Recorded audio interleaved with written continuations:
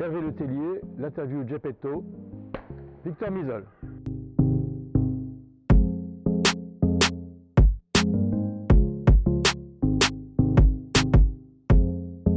Victor Misol, c'est un personnage composite, c'est-à-dire que je l'ai fabriqué à partir de deux amis décédés, Édouard Levé, qui est un écrivain français qui est mort en 2008, et un traducteur qui s'appelle Bernard Höfner, et qui est lui aussi décédé tragiquement il y a environ 4 ans.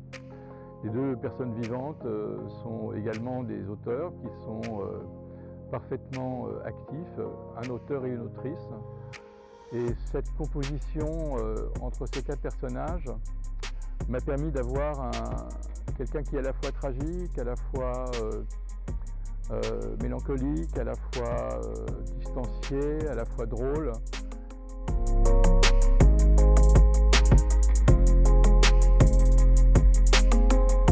Bon, je pense qu'on retrouve un peu de chaque écrivain dans le premier Victor Misol, c'est-à-dire un écrivain qui passe son temps dans les salons à attendre qu'un lecteur vienne le voir, qui reste pendant 2 heures de suite et qui signe 6 livres ou 7 livres.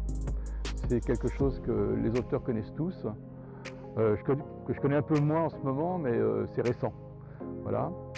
Et ce qui est également commun entre moi et Misol, c'est peut-être aussi l'affection qu'apparemment Misol a pour Romain Gary, puisqu'il donne le titre de 2 de ses livres à partir de citations de Gary, et que moi j'ai au moins un de mes livres qui est extrait de Testament d'Émile Ajar, parce que j'ai un de mes romans qui s'appelle M'attache très facilement, et qui est un extrait d'Émile Ajar.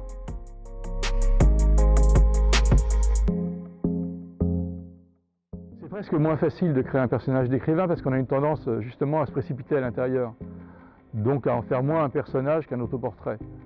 Je préfère des personnages comme Blake par exemple, qui est un tueur à gages, dans lequel je me mets assez facilement finalement, ou un personnage comme Johanna, qui est une jeune avocate noire américaine, qui sont des personnages qui d'une certaine manière sont plus vivants pour moi qu'un personnage qui serait trop proche. Donc lorsque je reviens à eux, à ces personnages de tueurs à gages ou à ces personnages de jeunes avocates, j'ai une tendance à leur imaginer plus facilement une fiction, des situations incongrues que pour un personnage que je connaîtrais trop bien.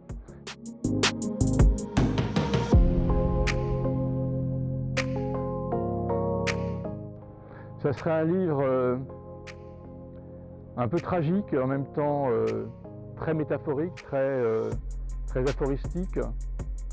Ça serait peut-être un livre pris entre Humain, trop humain de Nietzsche et puis quelque chose comme les inscriptions de Skutner ou les Gregarias de Ramon de la Serna. Enfin, ça aurait été un livre assez compliqué à écrire.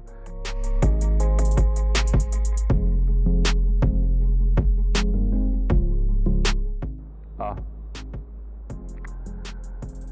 Moi, j'aurais beaucoup aimé écrire Des échecs qui ont raté, qui est le livre de Misol qu'il a écrit avant.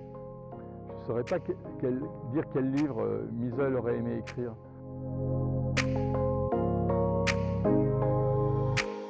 Lors d'une interview, il y a peut-être 5-6 mois, avec Laure Adler, elle m'a fait remarquer, ou plus exactement, elle ne m'a pas fait remarquer, elle a confondu le nom de Misol avec celui de Méliès. Et j'ai trouvé que c'était formidable parce que Méliès, c'est quand même l'homme du cinéma, l'homme de la magie au cinéma.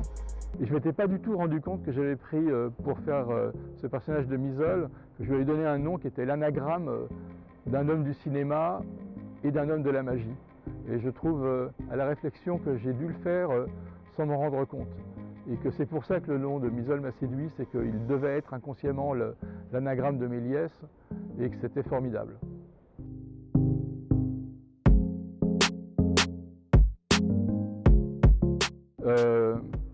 Je crois que c'est parce que lorsqu'on écrit un roman et qu'on a envie d'une identification forte à un moment donné du lecteur et d'un fil, il faut que ce fil ne soit pas coupé. Et Misol était le seul pour lequel le fil ne soit jamais coupé.